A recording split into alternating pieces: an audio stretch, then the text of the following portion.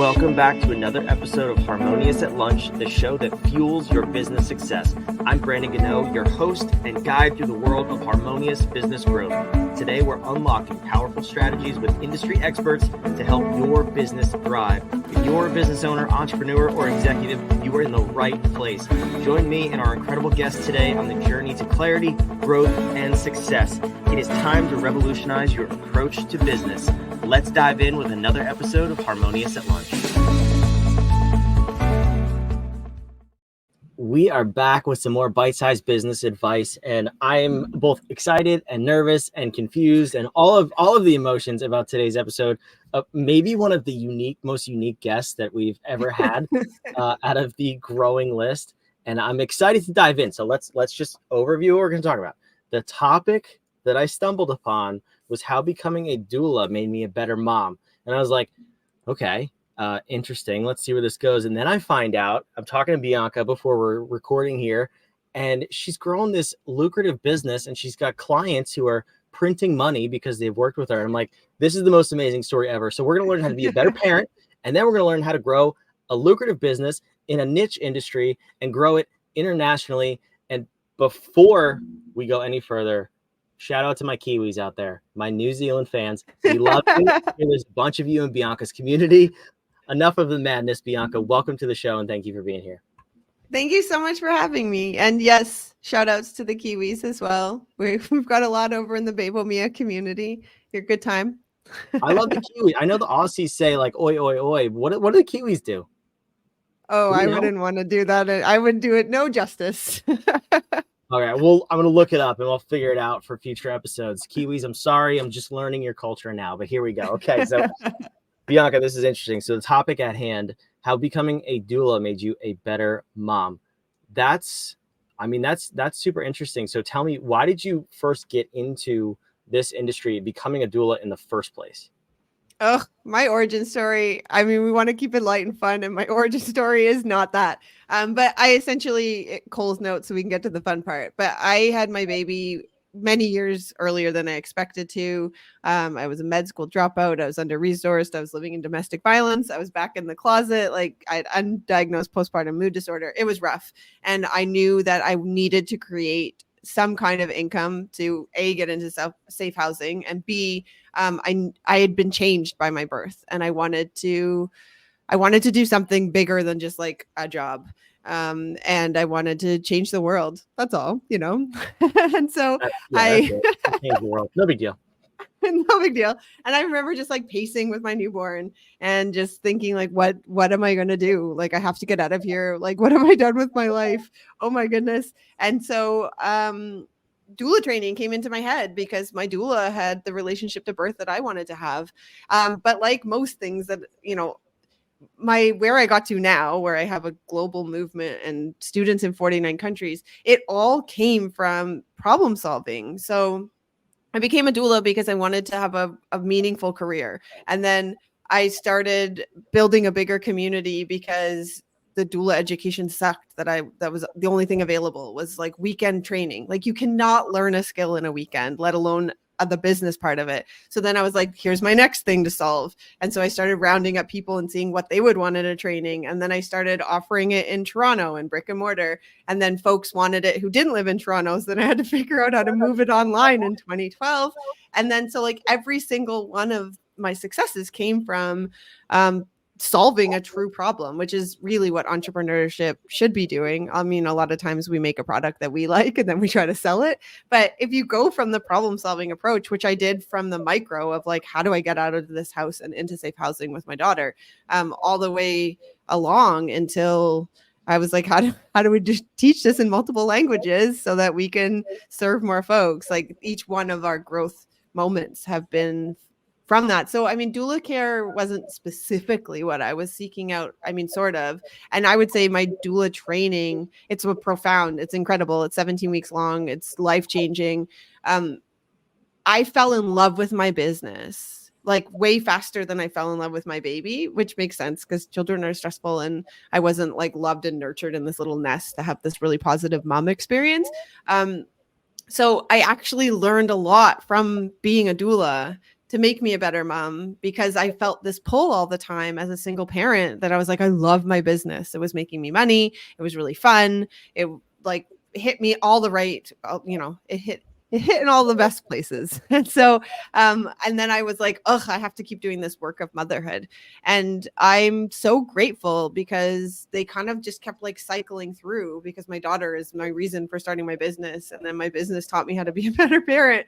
And that's why I really love this topic, because it was a very unique and bizarre cycle. So even currently, I can't really parse apart when people are like work-life balance, because I'm like, my work is my personal life, and my personal life informs my work, and they're both equally important to me because my why is rooted in like deep values for me. Yeah, that's very powerful. And the essence of entrepreneurship is, like you said, it's solving problems for other people and then getting paid for it. I think too often we get confused with, I just sell things on eBay and I'm an entrepreneur. No, Bianca's an entrepreneur. Like she is changing the world and starting a movement and solving problems that people have. And I love the path that you took. I want to dive into that more, but I want to address the parenting side of things first, because yeah, I mean, a business is fun. It hits your dopamine, right? Like you make money. And what do kids do? I have 3 little kids. We've mentioned them before. They cost a lot. High in the beginning. They're no fun, especially in the beginning. They're super cute, which is probably the only reason we don't walk away from them. But okay, I'm being dramatic. I'm sorry, kids. I love you, first of all. But in the beginning, like, it's hard. It's not the same as starting a business. There's not that excitement and joy. Like, it's stressful. So really easy for me to see how you got in that place of like loving your business way more than your daughter. And I fully respect you for even saying that too. So as a business owner, as an entrepreneur, how did you then go to being a better mom and loving your daughter equally, if not more, than your business, and actually being present for her? Because I think a lot of us get caught up in the loving of our business and we put our families aside. Yeah. I mean, so the main pillars, the skills that you need as a doula, and if anyone's curious about being a doula, you can learn these skills. So I just want to put that to the side, because I had to learn them as I went. But one of the first ones is this, deep empathy and understanding. And so we're taught how to take care of folks, like, and not be attached to their outcomes, and be like, what kind of birth do you want? How do you want to parent? And I'm here to be your biggest cheerleader and to provide you up-to-date research and evidence-based care. And so it hit me one day, took too long, but I was like, oh, imagine I approached my own household like this, where I could integrate these really important skills of this unwavering support and empathy and understanding, and not rushing things, and just like going with the flow. And so like that was a really, really big one. And then, I don't know if you cuss, but like, start not giving an F-bomb, because so much of what we do have these social pressures. It does in our business as well. So, but we have these pressures. We look at Instagram, we watch TV, and we see these things, these unrealistic, whether it's parenting expectations or standards, or business expectations and standards. And so as doulas, we really want to advocate for folks' choices and respect these diverse paths, again, without that judgment. But this is really liberating when you can take that skill home and stop doing things that you don't want to do as parents. Like, this isn't about neglecting your responsibilities, but it's about like shedding the unnecessary burdens and focusing on what truly matters, which is really the well-being and the happiness of your family. And these exact skills happen in your business. So like, if you're like, why do I have a Twitter account? I don't get any clients from it. It takes a lot of time. I don't really understand it. And it's like an onerous thing you have to do. You'd learn that, and you'd see that you could get rid of it and nothing happened. Why aren't we approaching like family functions, or like lessons that you don't like and your kids don't like, or, making overcomplicated meals, or expecting a certain cleanliness level of your house, or like whatever these things are that rob us of joy? Volunteering at the PTA, like, get out if you don't like it there. And so, once I started just letting that go and being like, why do I keep doing this? Well, I don't want parents at pickup to judge me, and being like, I'm already the single parent dyke, like, who does a weird job. Like, if they're going to judge me, they're judging me already. So who cares? I'm not coming to the PTA make a donation instead. So, that's how I'm going to make this right. But that was like so profound, because the more I started having that muscle flexed at work, because it felt safer to be like, what happens if we drop Twitter, or you don't get a TikTok, or you don't send a newsletter. If nobody's reading your newsletter and nobody replies to it and it takes you 8 hours, stop doing it. And so I started learning that, and then I could take that home, and that one was huge for me. But generally, this art of effective communication, because communication is the cornerstone of what doulas do. We listen actively, we communicate with compassion. We guide without that judgment. And there's so much judgment in the pregnancy and new parent or parenting forever. Like Brandon, you probably get, everybody's got something to say about how you raise your kids and what you should do and shouldn't do. And so, you can take that and be that kind of compassionate, actively listen to your children. And this one's hard, because I know I was so tired at the end of the day. Also in 2013, I bought another company. And so I was running 2 giant companies and single parenting with a neurodiverse, really complicated little human who I adore now. She's almost finished high school, but there was rough patches in there. And, just stopping and listening. It's actually been really helpful raising her as a teen as well. Like it shifted that a lot. And then my final one is this, like, building resilience and adaptability. As the patriarchy likes to say, I was wound pretty tight back in the day, and I found my rigidity really stressful, and parenting is really unpredictable. I mean, so is business. But as doulas, we constantly have to pivot. Like, we don't know what's going to happen with a birth. Somebody might change their mind. They might not be able to feed from their body, like whatever these things are. And we have to have a whole bunch of contingency plans ready for our clients. And that's a golden gift to have with your kids. Like, now my daughter's called Gray. If she's like, I don't want to do this, I have next plans ready. So I'm not like, oh my goodness, we planned this outing and now like everything's terrible. Like, if somebody calls me and is like, I can't make it to the movies, I'm like, hot damn, I've already got plan B that I like better ready. People canceling on me is like my favorite thing ever. It clears up my calendar. But awesome. All of these things, they were really great to have. They were great skills as parents and in my business. And they just, like, I could master them both. It was a really nice cycle.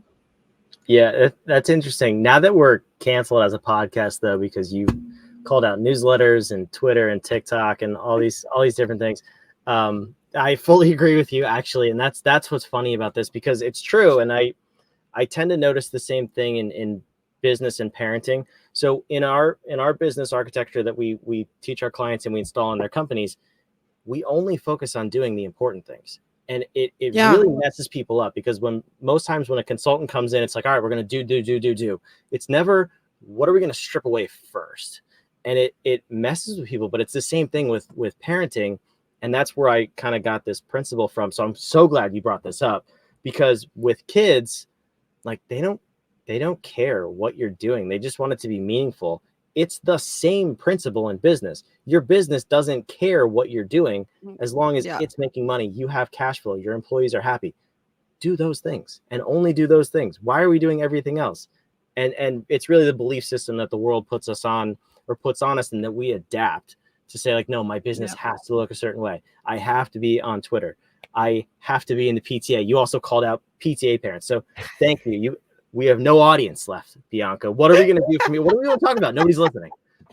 But there's so many things. And it's like, if at this point in my business, because I want to, like, slow down, even though right now with the recession and stuff, it feels like there's back to a lot of work, because everything, vendors that I used to use, their business is closed and stuff. So I've got a lot of Band-Aid stuff happening while I look for new tech people and those kind of things. But if I don't love doing it, like, it's gotta go. Even if it was things that, I don't know. And I just think it's the same as crafts that you don't like doing with your kids, or like, we do so many things, like the holiday photos. Does anybody like doing them? I mean, I love receiving them. So, but do you like it? Most of the time, I know it was the same when growing up, and everyone's fighting. and yelling and everyone's mad. And then you have to take a photo that's supposed to capture your family. Get your Sunday back in November. Don't do it. You have And we 8 all know all of minutes. you were screaming 3 seconds before that picture was taken. Yes. Right. Yeah. Well, that's actually funny because you have to build your role being as a business owner and entrepreneur, and also all of your employees around their skill sets and what lights them up and you up. Because if your whole company is filled with people, including yourself, doing activities that drain you, you're going to have just a company of robots who can't wait to quit, yourself included. Yeah. You will subconsciously kill your business because you're doing Yeah. all of this stuff that you hate. Very 100%. valuable principle. That's Yeah. amazing. So, okay. So what I'm curious is, how long were you said you were a doula before you started your company? How long? Oh, like it grew so quickly. So I started my doula. I was in private practice, which I started in 2007, and it grew so fast that I needed support immediately. Like my client roster got full. I apparently am great at marketing. And then and this was pre-social media, y'all. Like you didn't have business Facebook. My first Facebook, we pretended that somebody's first name was Bebo and their last name was Mia. And that was in like 2010 because you couldn't have corporate pages. Anyway, so this was like the internet it was a big deal that I had a web page. No other doulas did. Anyway, so in 2007, I started my private practice. It grew really quickly. I had to hire help. I started training them, which is how the training piece came, because I wanted them to learn from me and have a more comprehensive training. So I merged with another gal, Natasha, who I bought out in 2021. She stepped back after the pandemic and is no longer doing reproductive health and justice work. But we merged in 2009. So it's kind of like my practice just like expanded, ate some other businesses, and became Bebo Mia. That's awesome. A little bit graphic, but that's really awesome that your business ate other businesses along the way. So, okay. But that's really interesting. So it took off quickly and you've made it into a thriving, successful business. What I'm really curious about is, like, how did you stumble upon this, that it could become a thriving business helping other people make boatloads of money? From what you told me before we started recording, like, it's a really cool industry that I've never heard about. And I'm just really curious, like, how have you done this whole thing? Well, a lot of people drawn to helping and healing or caring work, like you're doing it for free anyway. And so that's one of the ways I position. Like most people who love helping all the time, and they're probably you guys are the PTA moms, so thank you. But they're the people anymore. that they're your first phone call when like something's gone awry, or they're the ones that are like, never mind, I'll organize the holiday dinner, like those folks. And so I really want people to know that you can charge money to do this helping and healing work.